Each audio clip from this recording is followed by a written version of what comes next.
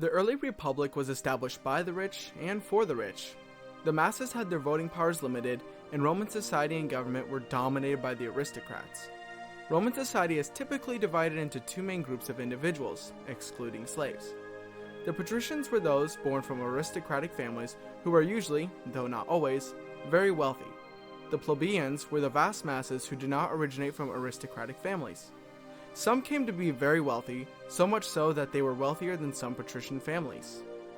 The early consuls were required to be of patrician birth, which was one of the many elements that empowered the wealthy few above the poor masses.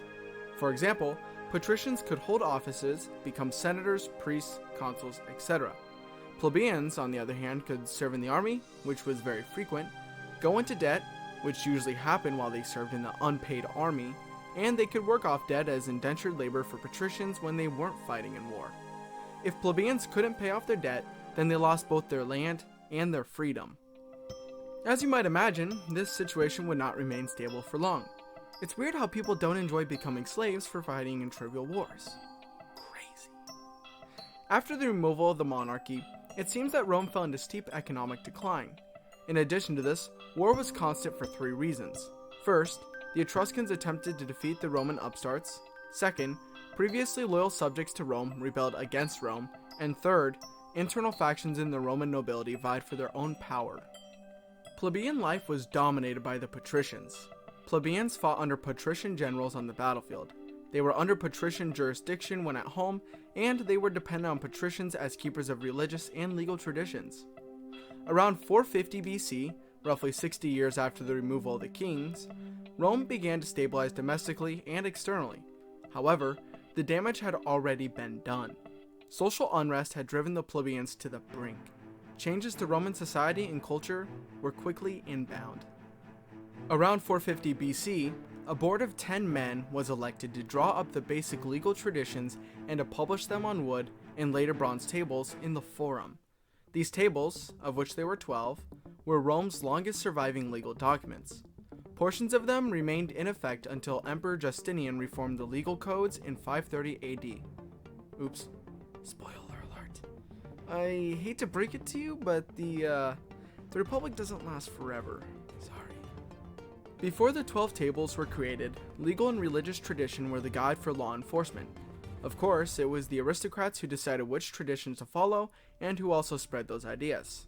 The laws, while they still favored the rich, indicated the pressure from the bottom up at the time that resulted in them being recorded and preserved. I have a couple of excerpts from the 12 tables that I want to show you. I thought that they were pretty cool and interesting. So this one's from Table 4, Article 1. If a father gives up his son for sale 3 times, the son shall be free. My favorite part about this one is that it had to be done for there to be a law written about it. Apparently fathers didn't care much for their sons back in those days. Some things don't ever change. The next one's from Table 8, Article 1. If anyone has sung or composed a song against another person that was causing slander or insult, he shall be clubbed to death.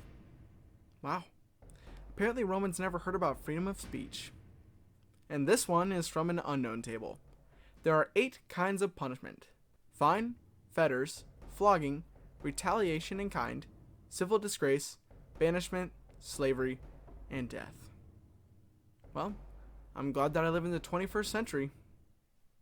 After this, it became easier for plebeians to enter into the Roman upper class. A few years before the 12 tables were created, it became legal for patricians and plebeians to intermarry. This was to allow for the wealthy, powerful, and prestigious plebeian families to become acceptable to the nobles. What I find most interesting is that it became a practice for plebeians to secede from Rome to force the nobles to give them more power. For example, they would leave the city at once or retreat to a specific portion of the city, and they would then refuse to fight in the army. They left the aristocrats and loyalists to defend the city themselves. It was especially effective when there was an oncoming enemy attack. The patricians would typically plead for patriotism, then they would try force, and finally, if unsuccessful, they would negotiate with the plebeians.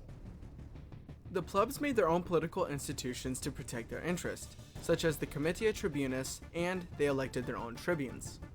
They also elected their own financial officers called aediles. Tribunes acted in favor of the people. He had the power of intercession, or getting in the way, and veto, to protect the interests of the common people. Tribunes did not have a place in tradition, so they were not initially recognized by the patricians. However, plebeians made them inviolate, meaning they would act if the patricians did anything to the tribunes. Plebeians and their political offices slowly became recognized parts of society and politics. By 287 BC, one of the two consuls was required to be plebeian. The plebeian assembly was also able to pass legislation just like the Senate. Despite there being effectively two separate legislative bodies, the system worked remarkably well. One reason was because wealthy plebeians who held influence usually had similar interests as their patrician counterparts.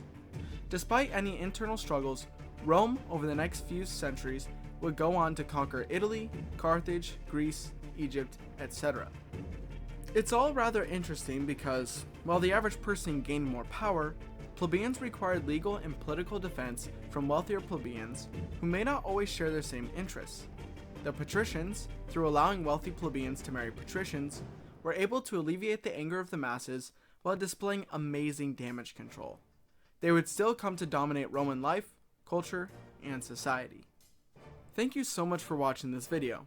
If you enjoyed it, please give this video a like and subscribe to my channel. Next time, we will be discussing the Roman conquest of Italy.